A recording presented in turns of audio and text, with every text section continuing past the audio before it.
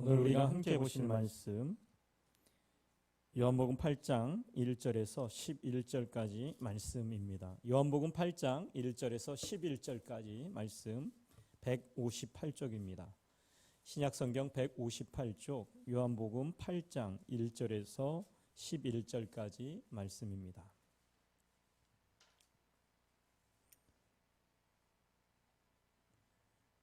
제가 한 절, 여러분이 한 절 이렇게 한번 우리는 오늘 봉독해 보겠습니다. 예수는 감난산으로 가시니라.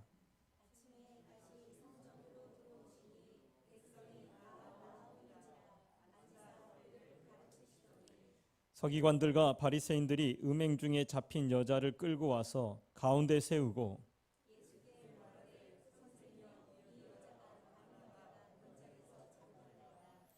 모세는 율법에 이러한 여자를 돌로 치라 명하였거니와 선생은 어떻게 말하겠나이까?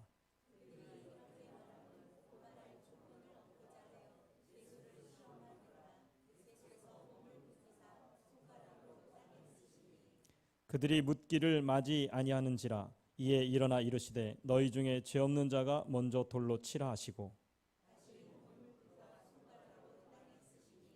그들이 이 말씀을 듣고 양심의 가책을 느껴 어른으로 시작하여 젊은이까지 하나씩 하나씩 나아가고 오직 예수와 그 가운데 섰는 여자만 남았더라.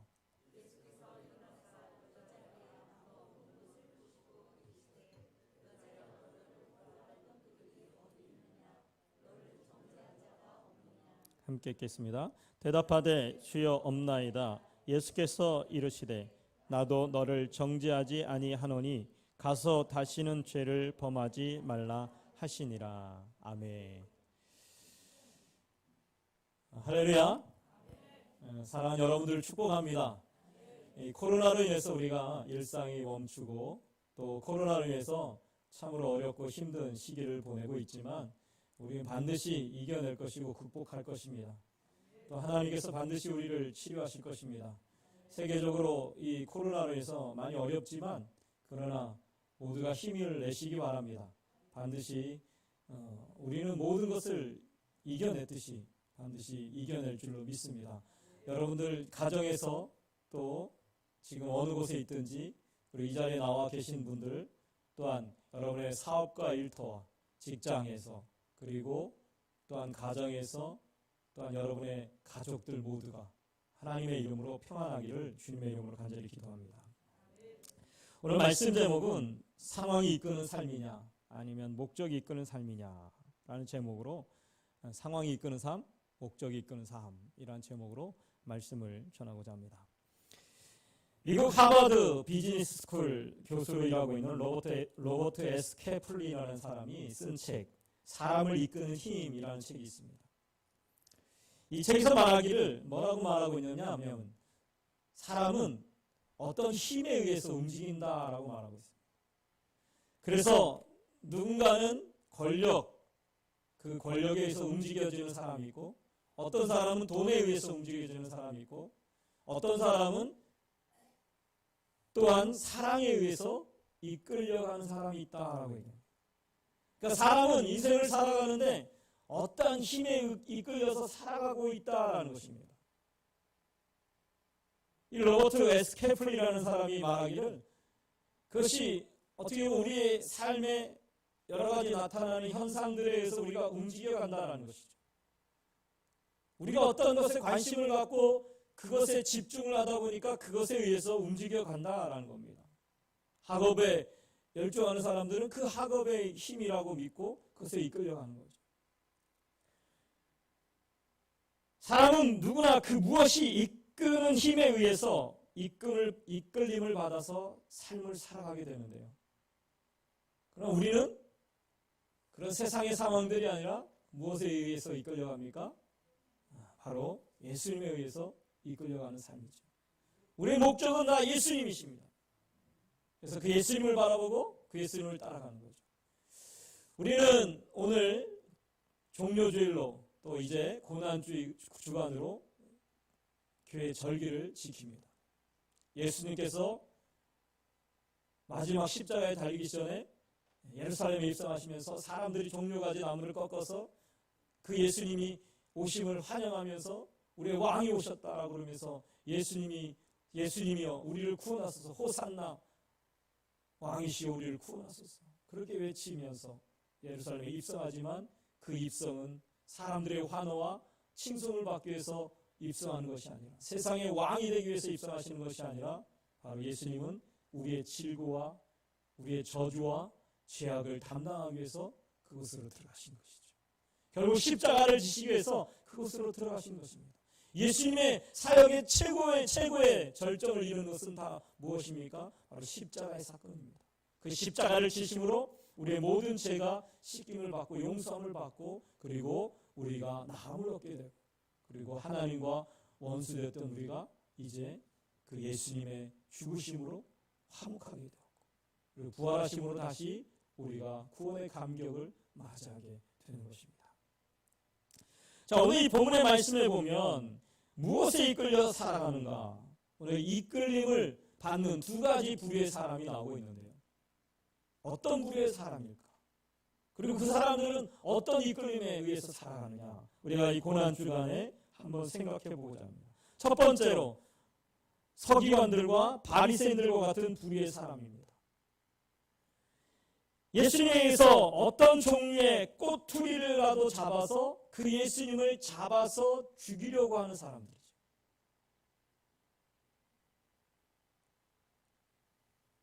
이들은 틈틈이 예수님의 틈을 노려서 어떻게 하면 책을 잡아서 그 예수님을 잡아서 죽일 수 있을까를 끊임없이 생각하는 사람들. 그러나 예수님은 어떻습니까? 그들을 개의치 않고 다시금 성전으로 들어오셔서 백성들에게 말씀을 전파하시고 복음을 전파하십니다. 책을 잡다가 이제 그때에 예수님께서 멈추지 않으니까 아주 묘수를 두기 시작합니다.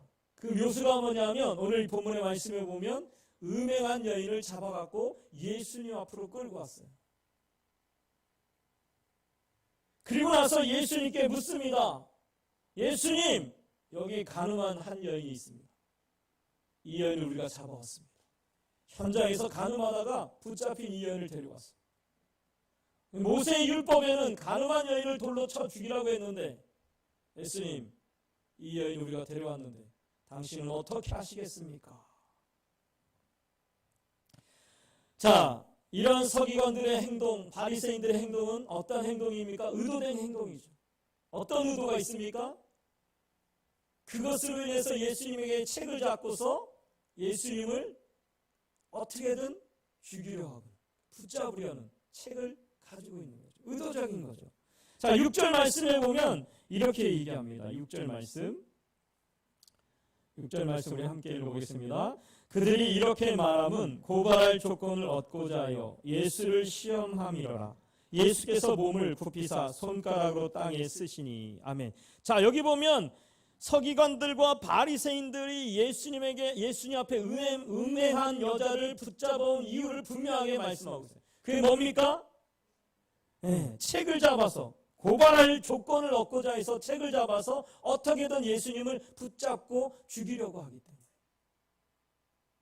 그러니까 이 음행한 여인을 붙잡아온 이유는 다른 이유가 아니에요. 그 여인의 죄를 드러내기 위함이 아니라 목적은 뭡니까? 예수님을 붙잡고 그 예수님을 죽이려고 책을 잡으려고 했다라는 것이죠.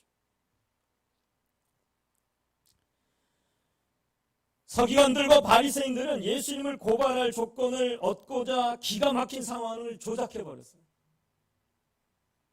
음행 중에 잡힌 여자를 데려와서는 어떻게 할 것인지를 예수님께 묻는 거예요.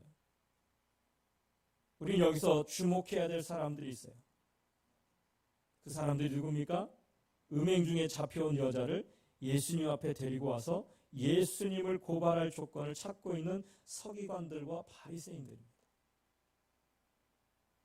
이들의 행동은 비열하기가 짝이 없습니다. 잘못이 없는 예수님에게 의도적으로 잘못된 꼬투리를 찾아서 그래서 이 예수님을 의도적으로 책으로 잡아가려고 아주 의도적으로 접근하고 있다는 거죠. 비열한 존재들이죠. 이 서기관들은 율법에 능통한 자들입니다. 율법을 너무나 잘 알고 있는 자들이에요. 이들은 성전에서 하나님의 율법을 받아 적는 사람들이에요. 그러나 구약에는 신실하게 하나님의 말씀을, 구약의 말씀을 적어간 사람들이었지만, 필사하는 사람들이었지만, 그러나 이 예수님의 당시에 이 서기관들은 율법의 능통함을 통해서 어떻습니까? 힘, 권력을 가진 자들이 되었어요. 그 권력으로 이들은 하나님의 일을 신실하게 행하는 자들이 아니라 오히려 어떻습니까? 그 권력으로 자신의 부와 명예를 누리면서 사람들에게 군림하려고 하는 그러한 자들.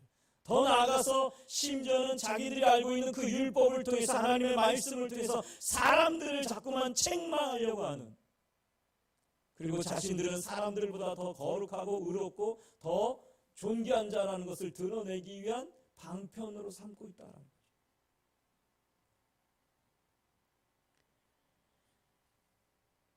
경건한 것처럼 보이지만 오히려 그들은 그 경건함에 탈을 쓰고 사람들을 책망하고 사람들을 겁박하고 사람들을 위해 군림하면서 사람들보다 자신들이 더 위대하며 더 나은 의가 있다라고 자랑하는 그러한 사람들이 되었다는 것입니다.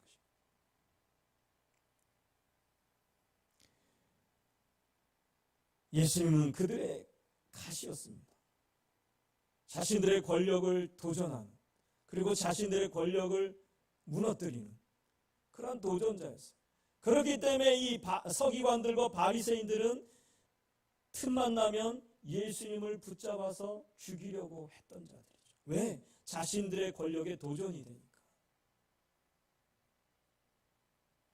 그래서 이들은 어떻게든 얄팍하고 또 변질된 그러한 방법으로 예수님을 고발하려고 하는 것입니다.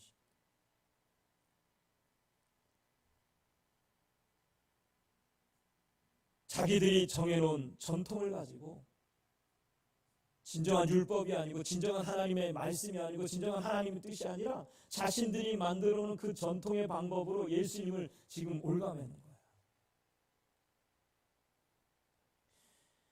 순수한 하나님의 말씀이 아닌 그 순수한 하나님의 말씀에다 자기들의 권력과 자기들의 권세를 유지하기 위해서 덧붙인 그 전통으로 말미암아 예수님을 깨트려 버리려고 합니다.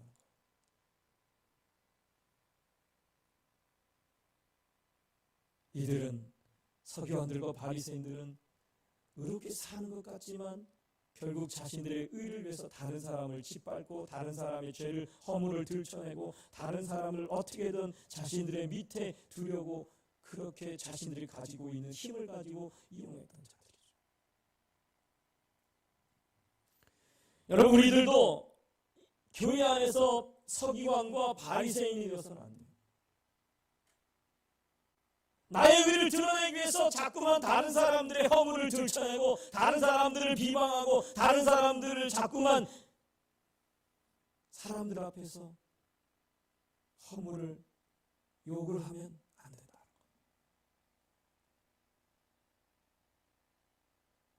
많은 사람들이 자기가 의롭다는 것을 드러내기 위해서, 자기가 정말 위대한 사람이라는 걸 드러내기 위해서 어떻게 하냐면 대부분 다른 사람을 깎아내려요.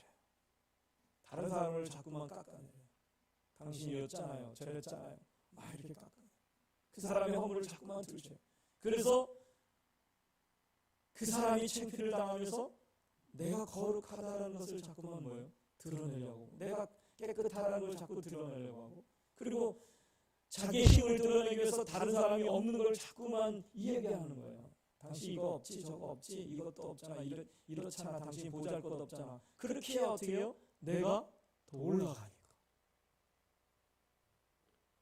세상은 끊임없이 약한 자를 짓밟으려고, 세상은 끊임없이 남의 허물을 들춰내서 자기가 의롭다, 자기가 거룩하다, 자기가 힘이 있다, 능력이 있다는 것을 드러내기 위해서 그렇게 살아가는 것이 세상이다. 교회 안에서도 마찬가지. 우리가 여러분 서기관과 바리새인들이 되어서는 안 돼요. 끊임없이 다른 사람의 허물을 자꾸만 들추려고 하면 안 돼요.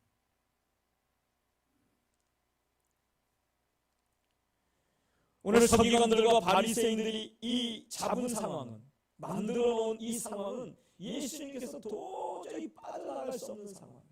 왜냐하면 이 여인을 모세 율법처럼 돌로 쳐서 죽여라라고 한다 그러면 예수님은 뭐가 돼요?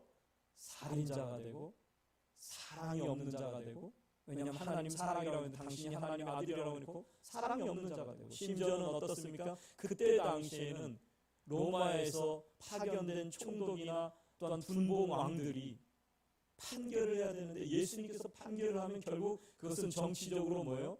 대항하는 거기 때문에 얼마든지 이거는 올무에 걸릴 일이에요. 반대로 이 여자를 풀어줘라 그러면 어떻게 되는 거예요? 모세의 율법을 당신이 하나님의 아들이라고 하면서 하나님의 말씀을 스스로 어기는 자가 되어버리는 거예요. 그러니까 이렇게 해도 저렇게 해도 올무에 걸릴 수밖에 없는 아주 이 서기관들과 바리새인들 입장에서 보면 가장 좋은 덫을 놓은 거예요.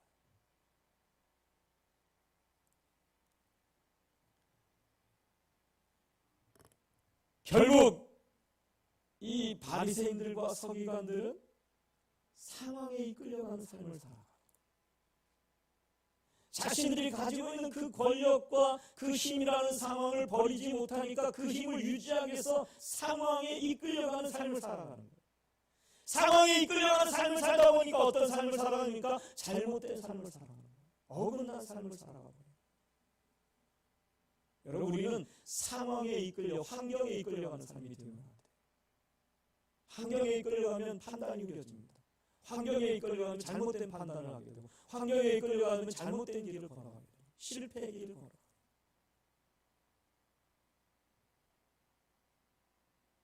자, 두 번째 부류는 어떤 사람입니까? 예수님이십니다. 예수님.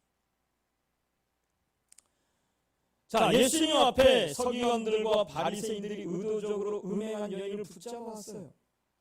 그러고 나서 뭐라고 얘기합니까? 모세 율법에는 이 여자를 돌로 쳐 죽이라고 했는데 당신은 어떻게 하시겠습니까? 예수님께서 하신 일이 뭐예요? 6절에서 9절 말씀을 우리 한번 읽어보겠습니다. 6절에서 9절입니다. 시작. 그들이 이렇게 말함은 고발할 조건을 얻고자 하여 예수를 시험함이로라. 예수께서 몸을 굽히사 손가락으로 땅에 쓰시니 그들이 묻기를 마지 아니하는지라. 이에 일어나 이르시되 너희 중에 죄 없는 자가 먼저 돌로 치라 하시고 다시 몸을 굽혀 손가락으로 땅에 쓰시니 그들이 이 말씀을 듣고 양심의 가책을 느껴 어른으로 시작하여 젊은이까지 하나씩 하나씩 나가고 오직 예수와 그 가운데 섰는 여자만 남았더라. 아멘. 자, 얼마나 멋있습니까? 예수님 얼마나 멋있습니까? 지금 이 서기관들과 바리새인이 붙잡아온 이 여인은 그들의 법에, 유대인들의 법에 의하면 돌에 맞아 죽어야 될 여인이에요. 가늠한 여인이었기 때문에 돌에 맞아 죽어야 될 여인이에요. 무슨 얘기냐면 그 여인이 저지른 죄로 말미암아 그 여인은 죽어도 싼 삶이었다라는 거예요. 그때 당시에 그렇다라는 겁니다. 그런데 예수님께서 죽어 마땅할 그 여인에게 놀라운 일을 행하십니다. 그리고 고발할 조건을 가지고 나온 그 서기관들과 바리새인들 앞에 아주 놀라운 일을 행하시는데 그게 뭐냐면 땅에다 글씨를 쓰셨어요. 그러면서 뭐라고 얘기합니까? 일어나셔서 뭐라고 얘기해요? 너희 중에 죄 없는 자가 이 여인을 돌로 쳐라.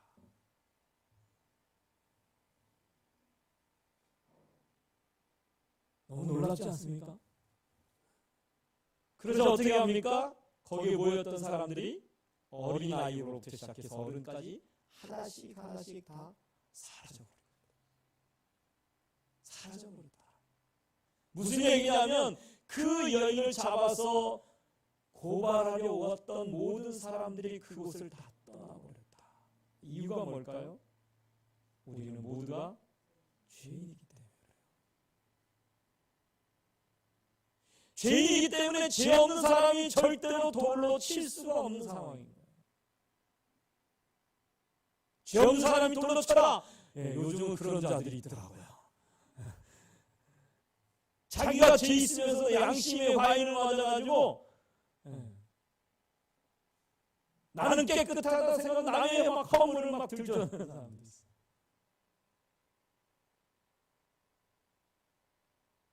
교회가 그러면 안 돼요. 우리 예수님의 심정을 가져야 돼요. 자, 예수님께서는 분명히 죄를 심판할 권세가 있으시죠. 그런데 예수님께서 죄를 심판하기 위해서 이 땅에 오신 게 아니라 우리를 뭐예요? 구원하시러 오신 거예요. 여러분, 십자가를 지신 것은요, 죄를 심판하기 위해서 이 땅에 오신 게 아니라 바로 우리를 구원하고 우리를 용서하시기 위해서 이 땅에 오셨다는 사실이에요. 자, 오늘 이 사건은요, 결국 예수님께서 이 땅에 오신 이유가 무엇인지, 그리고 십자가에 달리셔야 될 이유가 무엇인지를 우리에게 보여주고 있는 예표의 사건이라는 거죠. 예수님의 사역이 무엇인지를 분명하게 우리에게 보여주고 있는 사건이라는 거예요. 죄인된 이 여인은요, 가늠한 이 여인은요, 그 여인이 아니라 누구를 말하는 거예요? 우리 자신들을 말하는 거예요. 여러분, 이 가늠한 여인이 나라는 거예요. 나는 어떤 자예요? 죄로 인해서 죽을 수밖에 없는 자예요. 죄로 인해서 심판을 받을 수밖에 없는 자예요. 죄로 인해서 마땅히 죽어도 될 만한 그러한 자였다라는 거예요. 근데 예수님께서 이 땅에 오셔서,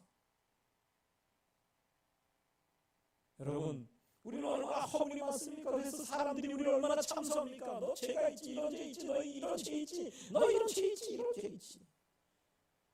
교회 다닌다고 전도해 보면 어때요? 야, 네가 교회 다닌다고? 뭐 이렇게 우리를 막 비우는 소리가 들릴 때가 있잖아요.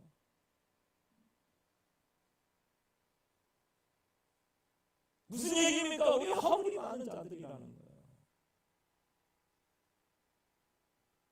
그런데 예수님께서는 그 허물을 보시지 않으시고 우리를 구원하기 위해서, 우리 죄를 다 씻기 위해서 이 땅에 오셨다라는 거죠.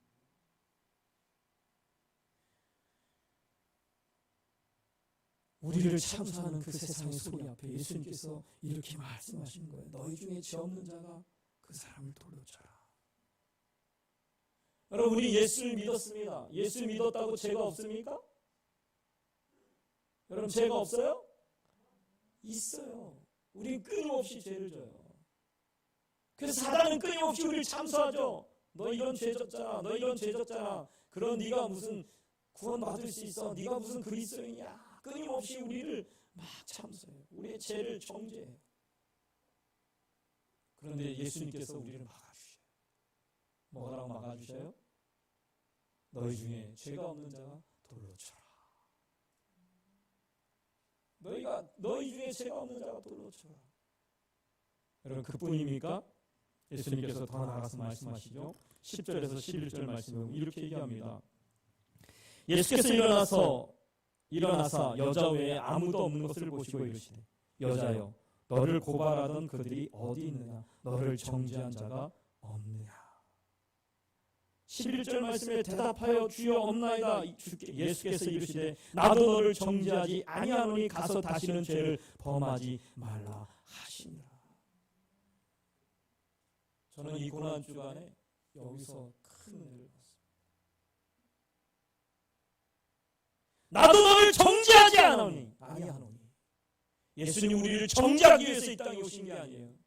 우리의 죄를 들춰내기 위해서 이 땅에 오신 게 아니라 우리의 죄를 사하여 주시고 우리의 죄를 씻어 주시기 위해서 이 땅에 오셨다라는 사실. 이 얼마나 큰 은혜입니까? 여러분, 이 여인이 얼마나 거기에 감격했겠어요. 자신은 죽어도 마땅한 사람이었는데, 돌에 맞아도 싼 여자였는데, 이 여인은 그곳에 붙잡혀 나왔을 때 어떤 심정으로 나왔겠어요? 어떤 마음으로 나왔겠어요? 이제 난 죽었구나. 이제 난 돌에 맞아 죽겠구나. 사람들 앞에서 수치를 당하면서 죽겠구나 하고 생각했겠지 않겠습니까?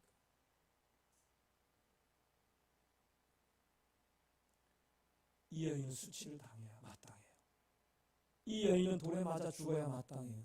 이 여인은 그 죄로 말미암아 사람들에게 조롱과 저주와 비방을 받으면서 죽어야 될 마땅한 여인이었어요. 그런데 예수님께서 우리가 받아야 할 그 조롱을, 우리가 받아야 할 그 저주를, 우리가 받아야 할 그 멸시와 천대를 우리를 대신해서 그 십자가에서 모든 것을 다 나를 위해서 담당하시고, 그 십자가에서 내가 죽어야 되는데 당신께서 피를 흘려주심으로 말미암아 우리의 죄값을 다 그분이 감당해 주셨다. 이 여인이 예수님으로 말미암아 살았을 때는 그 감격과 기쁨이 어땠었겠습니까? 나는 죽어야 마땅하고 나는 수치를 당해야 마땅한데 그 예수님 때문에 내가 살아났구나. 그 예수님 때문에 내가 살았구나. 그럴 때 이 여인의 마음은 어떤 마음이겠어요? 이제는 내가 저 예수님을 따라야겠다. 나의 생명을 살리신 저 예수님을 따라가야겠다라고 생각했죠. 자, 마지막에 이런 얘기를 합니다. 예수님께서 다시는 가서 다시는 죄를 범하지 말라 하시니 무슨 얘기입니까? 이것은 이 여인이 이제부터는 예수로 사는 삶이 되었다라는 거예요.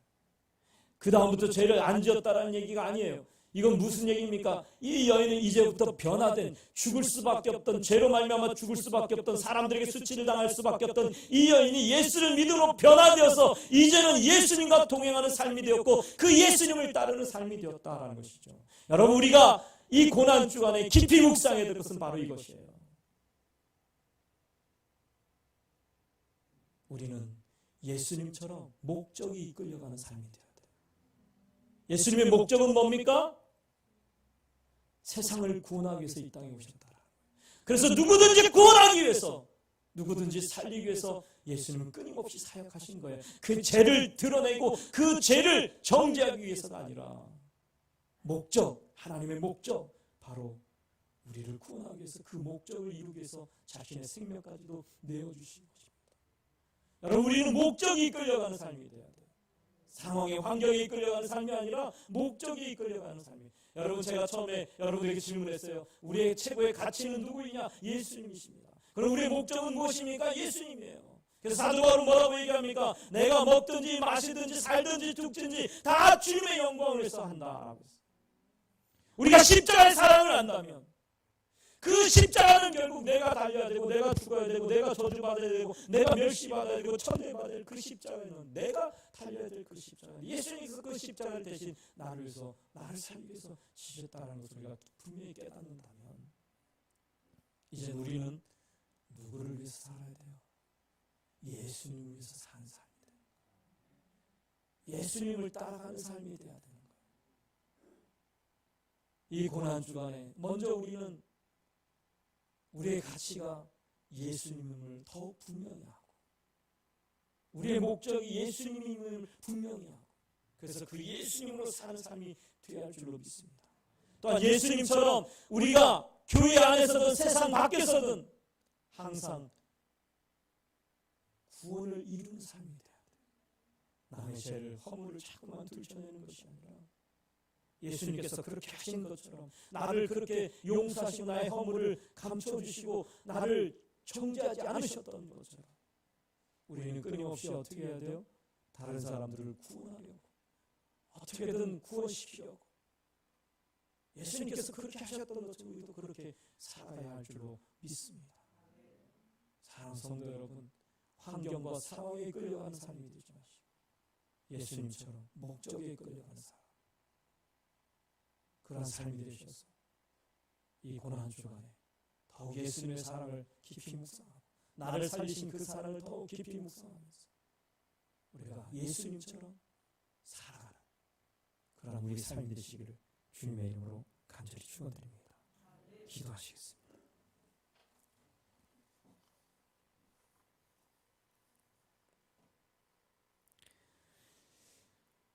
오늘 간호하여 붙잡혀온 한 여인에게 예수님께서 결론적으로 말씀하시기를